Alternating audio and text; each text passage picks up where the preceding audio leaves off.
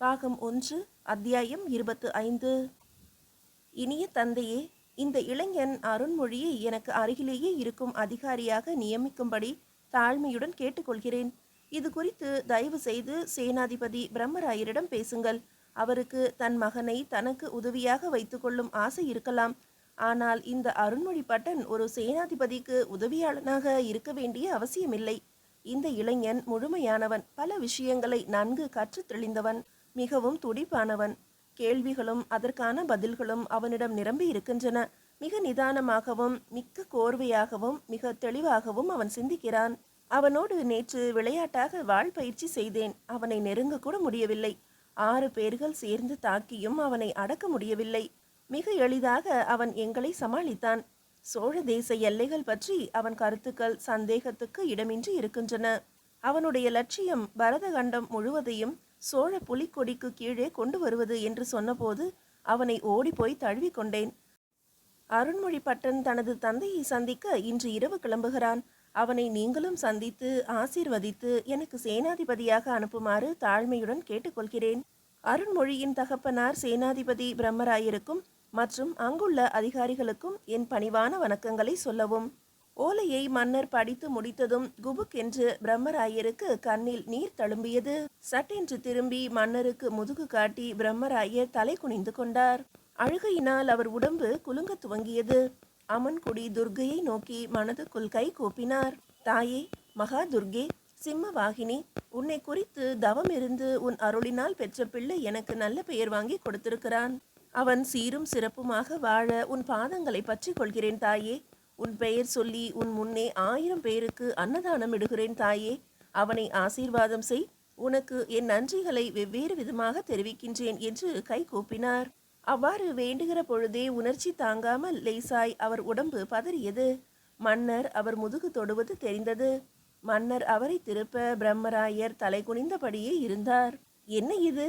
சேனாதிபதி பிரம்மராயர் மாவீரன் என்றல்லவா கேள்விப்பட்டிருக்கிறேன். ஆனால் அருண்மொழி பட்டனின் தந்தை இவ்வளவு கோழையாக இருக்கிறாரே, ஏன் இப்படி? இதற்கு தான் தந்தை பாசம் என்று பெயரா? எனக்கு புரிகிறது பிரம்மராயரே.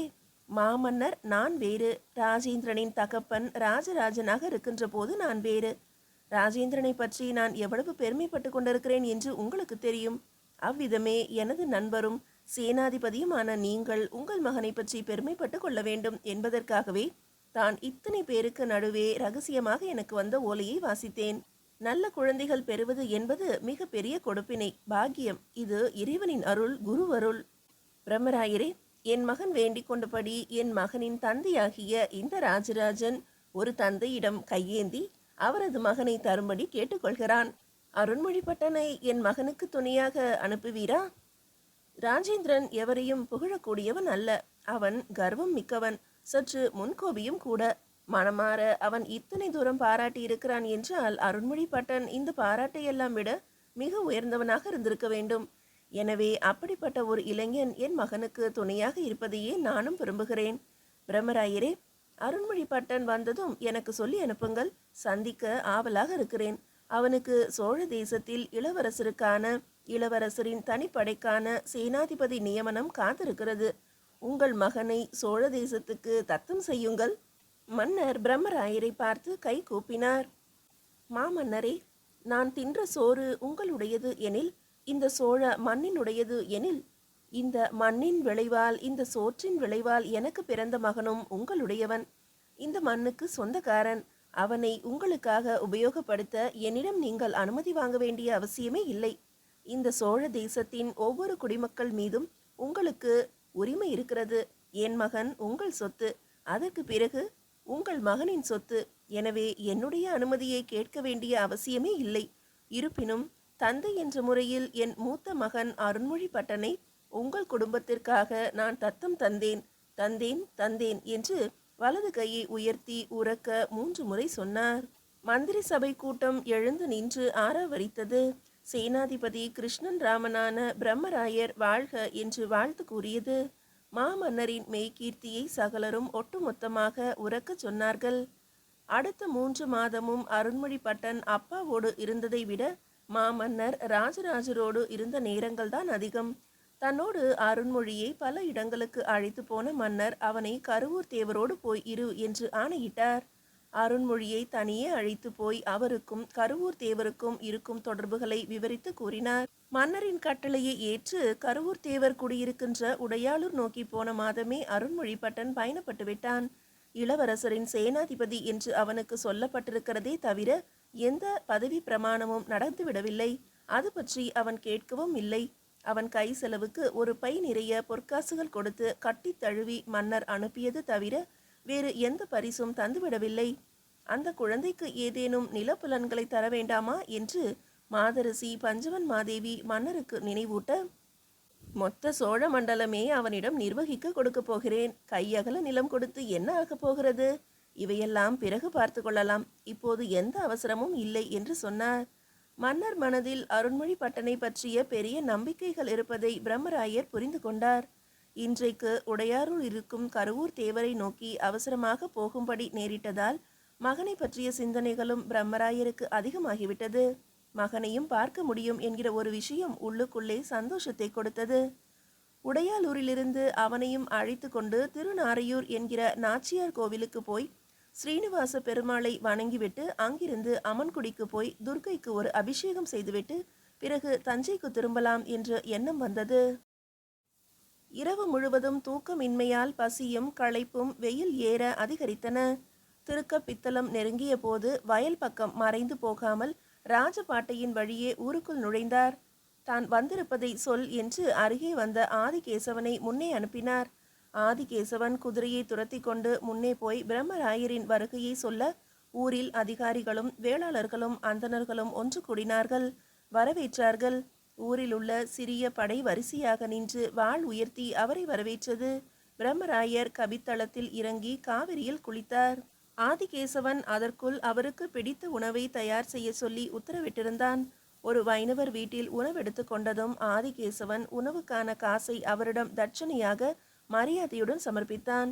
அவர் மறுத்தபோது, அது மரபல்ல, வாங்கிக் கொள்வதே மரியாதை என்று அறிவுறுத்தினான். அவர்கள் வாங்கி கொண்டு ஆசீர்வதித்தார்கள். தங்கள் வீட்டு குழந்தைகளை அவருக்கு விசிற சொன்னார்கள். தெற்கு பார்த்த வாசலுள்ள வீடு அது. காற்று குபு குபு என்று வரும். வழியில் மரக்கட்டில் போட்டு அதில் மெல்லிய துணி விரித்து தலைக்கு மரப்பலகையும் அதற்கு மேல் துணி கட்டிய கோரைப்பாயும் போட்டு படுக்க கொடுத்தார்கள். தன்னுடைய பருத்த உருவத்தை சாய்த்ததுமே பிரம்மராயர் உறங்கி போனார். ஆதிகேசவன் அவருக்கு அருகே குத்திட்டு அமர்ந்து கொண்டார். கண்மூடி தூங்கினார். 4 நாழிகை அயர்ந்து தூங்கியதும் எழுந்து மேலுக்கு நீர் இறைத்து கொண்டு வாய் கொப்புளித்து சூடான பசும்பால் சாப்பிட்டு விடைபெற்று கொண்டு கபித்தல பெருமான் கோவிலுக்கு போய் புஜங்காசனத்தில் கிடத்தி இருக்கும் பெருமாளின் தாள் பற்றி வணங்கி கோயிலின் வசதிகள் பற்றி விசாரித்துவிட்டு குடந்தைக்கு செல்கிறேன் என்று சொல்லி மறுபடியும் குதிரை ஏறி அவரும் ஆதிகேசவனும் வேகமாக பயணப்பட்டார்கள். கபித்தல பெருமாளை வணங்குகிற போதே நாச்சியார் கோவிலுக்கு போக வேண்டும் என்ற எண்ணம் அதிகமாகிவிட்டது. வைணவத்தின் அதிரூப சுந்தரரான ஸ்ரீனிவாசனையும் நம்பிக்கை நாச்சியார் என்கிற மஞ்சுளவள்ளி தாயாரையும் கண் குளிர பார்க்க வேண்டும் என்ற ஆசை வந்தது. ஆதிகேசவா, பிரம்மராயர் மெல்ல அழைத்தார். ஆதிகேசவன் குதிரையை அருகில் கொண்டு வந்தான். என்ன என்பது போல பார்த்தான். நாச்சியார் கோவிலுக்கு இரவுக்குள் போய்விடலாமா என்று கேட்டார். ஆதிகேசவன் விழிகள் சற்றே விரிந்தன. போய்விடலாம் என்று பதில் சொன்னான். உனக்கு நாச்சியார் கோவில் சுவாமி தரிசனம் செய்ய வேண்டும் என்ற ஆசை இருக்கிறதா? ஆஹா, செய்யலாமே. ஸ்ரீனிவாசனை தரிசனம் செய்து வெகு நாள் ஆயிற்று. 4 வருடம் முன்பு என் மைத்துனிக்கு திருமணம் நடந்தது. அவளை புக்ககத்தில் கொண்டு போய் விடுவதற்கு நானும் போயிருந்தேன். அவளுடைய புக்ககம் உப்பிலியப்பன் கோவில். உப்பிலியப்பன் கோவிலிலிருந்து நானும் என் மனைவியும் மட்டும் நாச்சியார் கோவிலுக்கு போய் நமஸ்காரம் செய்துவிட்டு அரை நாள் அங்கு தங்கிவிட்டு வந்தோம். மறுபடியும் ஸ்ரீனிவாசர் தரிசனம் என்றால் கசக்கவா செய்யும்? ஆதிகேசவன் ஆனந்தமாக சொன்னான். நாச்சியார் கோவிலில் உனக்கு பிடித்த விஷயங்கள் என்ன? எனக்கு மட்டுமா? எல்லா வைணவர்களுக்கும் நாச்சியார் கோவில் என்றால் ஒரு தனி விருப்பம்தான். வைணவர்களின் மிக முக்கியமான சடங்கான பஞ்ச சமஸ்காரத்தை அங்கு ஸ்ரீனிவாசனே செய்து வைப்பதாக ஒரு வரலாறு உண்டு. மகாலட்சுமி மஞ்சுளவள்ளி என்ற நாமத்தில் அங்கு பிறக்க அங்கே மகாவிஷ்ணு வந்து லக்ஷ்மி தேவியை திருமணம் செய்ததாகவும் தல வரலாறு கூறுகிறது. இதையெல்லாம் விட திருமங்கையாழ்வாருக்கு இது மிகவும் பிடித்த தலம். 100க்கு மேற்பட்ட பாசுரங்களால் அவர் ஸ்ரீனிவாசனை கொண்டாடியிருக்கிறார். இங்கு சங்கு சக்கரதாரியாக நிற்கின்ற சீனிவாசன் ஒரு அடி முன்னே வந்து பக்தர்களை ஆட்கொள்கின்ற ஒரு அவசர நிலையில் தோற்றமளிப்பதாகவும் இந்த தலத்தை புகழ்வார்கள். இது தவிர நாச்சியார் கோவிலில் வாழ்ந்த ஒரு வைணவ பிரம்மச்சாரிக்கு 108 வைஷ்ணவ தலங்களை காண வேண்டும் என்று ஆவல் இருந்தது. ஆனால் இயலவில்லை. இதற்காக தினமும் கண்ணீர் மல்க ஸ்ரீனிவாசனை பிரார்த்திக்க ஸ்ரீனிவாசன் கனவில் வந்து 108 வைணவ தேசத்து பெருமாள்களின் விக்கிரகங்களை கொடுத்ததாகவும் அதை நெடுங்காலம் தனது இல்லத்தில் வைத்து அந்த பிரம்மச்சாரி பூஜித்ததாகவும் அவருக்கு பிறகு இந்த விக்கிரகங்கள் திருநாரையூர் என்கிற இந்த நாச்சியார் கோயிலில் வைக்கப்பட்டு விட்டதாகவும் இன்னொரு வரலாறு சொல்கிறார்கள். இம்மாதிரி பல்வேறு சிறப்புகள் நாச்சியார் கோவிலுக்கு உண்டு. அங்கு போய் சுவாமி தரிசனம் செய்ய எந்த வைஷ்ணவனுக்கும் உற்சாகமாகத்தானே இருக்கும். ஆதிகேசவன் நிதானமாக பேசினான். ஆதிகேசவா, வைஷ்ணவனான எனக்கும் நாச்சியார் கோவில் பிடிக்கும். ஆனால் நீ சொன்ன காரணங்கள் மட்டும் அல்ல. நாச்சியார் கோவில் பற்றி இன்னும் ஒரு வரலாறு இருக்கிறது. நான் சொல்வது சரித்திரம், சங்க கால சரித்திரம். கோச்செங்கனான் என்று ஒரு சோழன் இருந்தான். அவனை உனக்கு தெரியும் அல்லவா? ஆமாம், கேள்விப்பட்டிருக்கிறேன். அவனை பற்றிய ஒரு கதை இந்த ஊர் சம்பந்தப்பட்டதாக உண்டு. மறுபடியும் சொல்கிறேன், இது தல வரலாறு அல்ல, சரித்திரம், உண்மை நிகழ்ச்சி. ஆதிகேசவா, பிரம்மராயர் தனது ஒற்றர் படையின் முக்கியமான ஆளான ஆதிகேசவனிடம் மனம் விட்டு கோச்செங்கனான் கதையை பற்றி பேச துவங்கினார். மீதியை அடுத்த அத்தியாயத்தில் காணலாம். அத்தியாயம் 26. கதிரவனின் பொன்னிற கிரணங்கள் ஆற்றங்கரையில் வரிசையாக முளைத்திருக்கும் மரங்களை தகதகக்க வைத்துக் கொண்டிருந்தன. சற்று மேட்டில் ஏறி பின்பு குதிரையை மெல்லிய ஓட்டமாக சரிவில் இறக்கும்போது காவிரியினுடைய நீர் பெருக்கும் மரங்களின் வரிசையும் தொலைதூரம் படர்ந்த பச்சை வயலும் கண்ணுக்கு மிக ரம்யமாக இருந்தன. கதிரவனின் ஒளிப்பட்டு காவிரி உருக்கிய வெள்ளி போல மின்னிக் கொண்டிருந்தாள். அந்த அலைகளிலிருந்து ஒரு முழ உயரத்துக்கு வெளிச்சம் தெரிந்து இமைக்க ஒட்டாமல் அந்த ஜாலத்தையே பார்க்க வைத்தது. பகலில் ஓய்வெடுத்து கொண்ட உழவர் பெருமக்கள் அடுத்த கட்ட பணியை வயல்களில் துவங்கி இருந்தார்கள். ஆதிகேசவன் பிரம்மராயரின் குதிரைக்கு அருகே தன் குதிரையை ஓட்டியபடியே அவரையே பார்த்தபடி தொடர்ந்து வந்தான். போரின் போதும் நீண்ட தூர பயணத்தின் போதும் அதிகாரி வேலையால் என்ற பாகுபாடெல்லாம் இல்லை. அதிலும் குறிப்பாக மும்முடி சோழ பிரம்மராயரான கிருஷ்ணன் ராமன் அவ்விதம் பார்ப்பதில்லை. அவருக்கு ஒருவரை பிடித்துவிட்டது என்றால் தோளில் கை போட்டு கொண்டு பரமசுகமாக உரையாடுவார். பிடிக்கவில்லை என்றால் திரும்பி கூட பார்க்க மாட்டார். உண்மை, சுறுசுறுப்பான வேலை, தெளிவு போன்ற குணங்கள் உடையவரை அவர் மிகவும் நேசிப்பார். இழுத்து வைத்து கொண்டாடுவார். உண்மை சிறிது பிசகினாலும் ஏதோ ஒரு இடத்தில் பொய் சொல்ல முயற்சித்தாலும் அவர் அந்த மனிதரை அதற்கு பிறகு அருகே சேர்ப்பதில்லை. அவருக்கு கீழே வேலை செய்யும் ஒற்றர் படை வீரர்களுக்கு சோழ தேசத்து மற்ற படை வீரர்களுக்கு இல்லாத பல சலுகைகள் உண்டு. அப்படி சலுகைகள் தரப்பட்டிருக்கின்றன என்பது அவருக்கும் மன்னருக்கும் தவிர வேறு யாருக்கும் தெரியாது. அதே நேரம் ஒற்றர் படையினர் ஆடம்பரமாக இருப்பதையும் அவர் விரும்புவதில்லை. உனக்கு கொடுக்கப்பட்ட சன்மானங்கள் உன் வீட்டின் சுகத்திற்காக, உன் வீடு உன்னை மரியாதையுடன் போற்றுவதற்காக. நீ பட்டும் முத்தும் பவளமுமாக வெளியே வந்தால் உன் மீது பார்வை அதிகம் படும். ஒற்றர் படையில் இருப்பவன் பிரபலமாக இருக்கக்கூடாது. கும்பலோடு கும்பலாக மிக மிக சாதாரணமாக இருப்பதுதான் ஒற்றர் படையில் உள்ளவனுக்கு அழகு. தன்னை அலங்கரித்து கொள்கிறவனுக்கு என்னிடத்தில் வேலை இல்லை என்று இறுக்கமாக பேசுவார். ஒழுக்கம் பற்றி அதிகம் வலியுறுத்துவார். பெண் சுகம் என்பது மிக முக்கியம். அது ஒரு தனி போஷாக்கு, நான் மறுக்கவில்லை. ஆனால் போகிற இடங்களிலெல்லாம் பாய் விரித்து படுக்காதே, வாய் வைத்து உண்ணாதே. மனைவியை தவிர வேறு யாரேனும் ஒரு தேவரடியாரோடு தொடர்பு வைத்துக்கொள், ஆட்டம் போடு. ஆனால் எல்லா பக்கமும் மனசை அலைய விடுகிறவன் இந்த ஒற்றன் வேலைக்கு லாயக்கில்லாதவன். அப்படி எவரேனும் ஒரு தேவரடியாரோடு நீ சிநேகமாக இருந்தால் அந்த சிநேகம் உன்னை பற்றிய இரகசிய குறிப்புகளில் பதிவு செய்யப்பட வேண்டும்.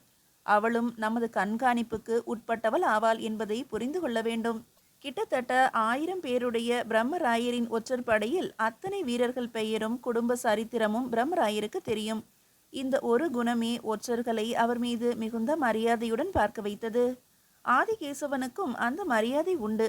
அதைவிட பெரிய மரியாதை மும்முடி சோழ பிரம்மராயரின் வைணவ பற்று. அதைவிட பெரிய மரியாதை அதை எல்லா நேரமும் பறையடித்து கொள்ளாமல் எப்போதேனும் ஒரு முறை தகுந்த ஆட்களிடம் அது பற்றி மனம் நெகிழ உரையாடுகின்ற விதம்.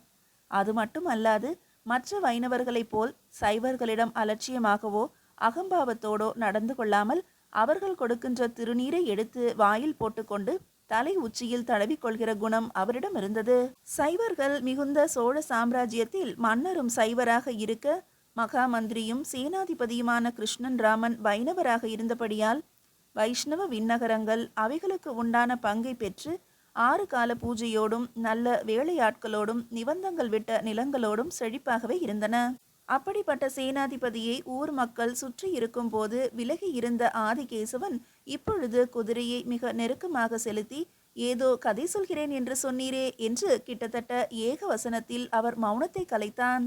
ஆமாம், கோச்செங்கனான் கதை. சட்டென்று கதையை தாண்டி மனம் வேறெங்கோ போய்விட்டது. இறை அனுபவம் என்பது எல்லோருக்குமா ஏற்பட்டு விடுகிறது?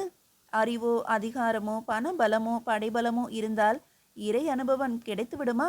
காசு கொடுத்து எதை வேண்டுமானாலும் வாங்கலாம். இறை அனுபவத்தை எப்படி வாங்குவது? கோச்செங்கனானுக்கு ஒரு இறை அனுபவம் ஏற்பட்டது. ஆதிகேசவா, அவன் சைவன். வைணவத்தின் மீது அதிக பிடிப்பு இல்லாதவன். தன்னுடைய கோயில் என்று சிவன் இருக்கின்ற ஆலயத்தை கொண்டாடி விண்ணகரத்துக்கு அழுது அழுது கேட்டால் சிறிது கொடுக்கிறவன்.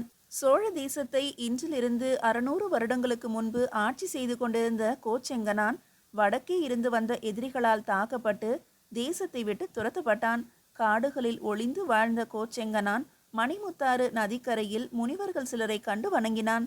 அவன் மன்னன் என்பதையும் அவன் நிற்கதியையும் புரிந்து கொண்ட முனிவர்கள் திருநறையூர் என்கிற இந்த நாச்சியார் கோயில் உப்பிலியப்பனுக்கு நேர்ந்து கொண்டு உபவாசம் இருந்தால் உடனே வெற்றி கிட்டும் என்று சொன்னார்கள். அதுவரை தீவிர சைவனாக இருந்த சோழ மன்னன் தன் நிற்கதியை உணர்ந்து ஸ்ரீனிவாசனை மனதார துதித்து, எனக்கு வெற்றி கிட்டினால் உனக்கு வேண்டியது செய்கிறேன் என்று சங்கல்பம் செய்து கொண்டு உபவாசமும் இருந்தான். அடுத்த சில நாட்களில் மணிமுத்தாறு நதியில் மூழ்கி எழும்போது கைகளுக்குள் ஒரு வாள் சிக்கியது. அந்த வாளை தொடும்போதே ஒரு வீர உணர்வு உள்ளுக்குள் படர்ந்தது. இந்த வாள் தன்னை மறுபடியும் உயர்ந்த நிலைக்கு கொண்டு வரும் என்று தோன்றியது.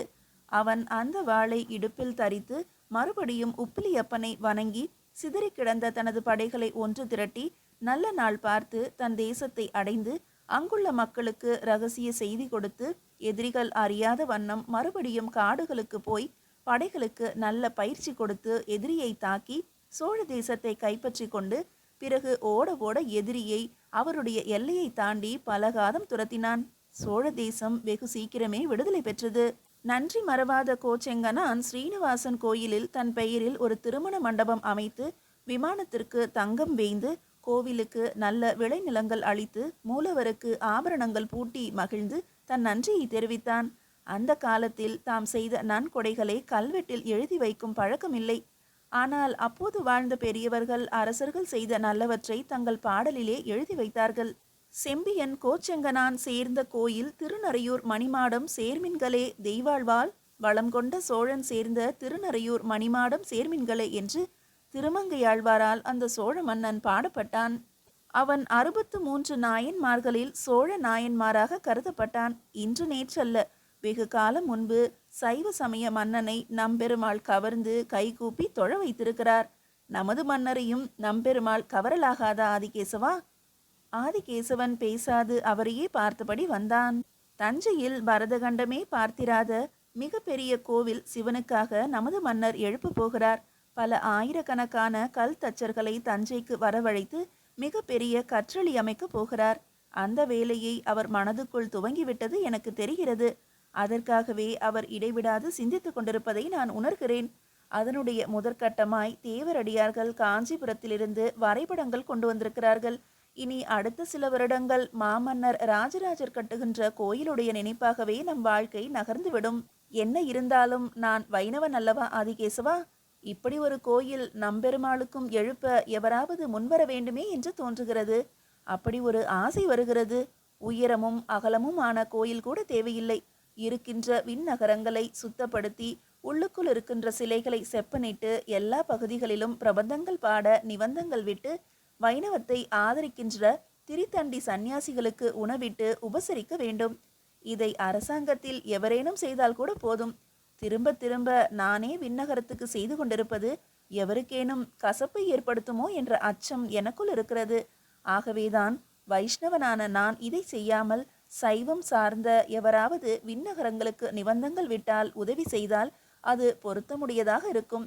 வெகு நிச்சயம் சமய சண்டைகளை சோழ தேசத்தில் அது குறைக்கும் என்று பிரம்மராயர் கூறினார். நன்றாக சொன்னீர்கள். உங்களுடைய ஏக்கம் எனக்கு மிகவும் புரிகிறது. உயரமான கோயில் வேண்டாம், இருக்கின்ற கோயிலை பராமரித்தால் போதும் என்று சொன்னீர்கள் பாரும். இது 1000ல் ஒரு வார்த்தை. மக்களில் சைவர்கள் அதிகம் இருக்க வைணவர்களால் கோயிலை பராமரிக்க முடியவில்லை என்பது ஒரு முக்கியமான விஷயம்.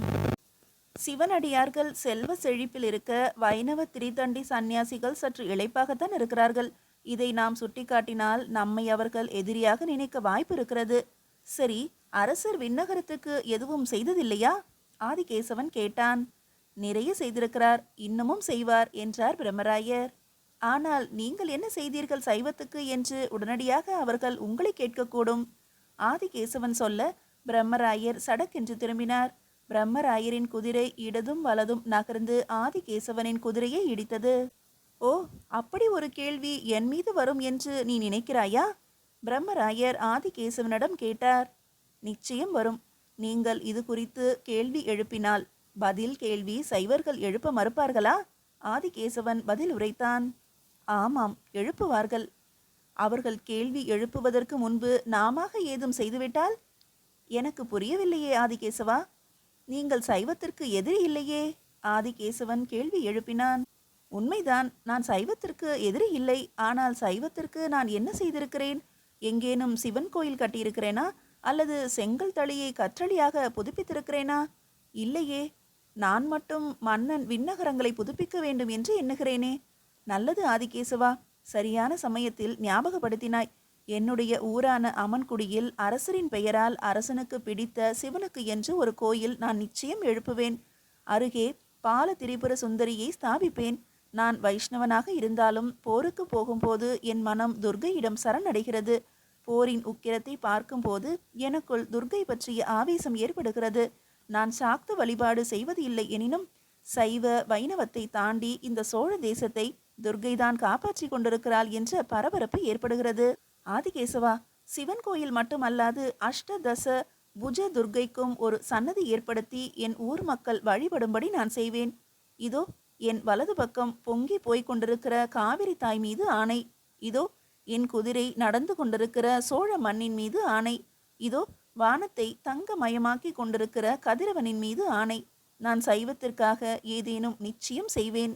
இது மட்டுமல்லாது இன்னும் பலவும் செய்வேன். நான் இவ்வாறு செய்வதால் இன்னும் 4 சைவர்கள் விண்ணகரத்துக்கு செய்வார்கள் அல்லவா? நல்ல வேளை, பேச்சோடு பேச்சாய் என் கண்ணை திறந்து விட்டாய். நான் என்ன செய்ய வேண்டும் என்று எனக்கு தெரிந்துவிட்டது. வா, விரைவாக போகலாம். பிரம்மராயர் குதிரையை வேகமாக விரட்டினார். மீதியை அடுத்த அத்தியாயத்தில் காணலாம்.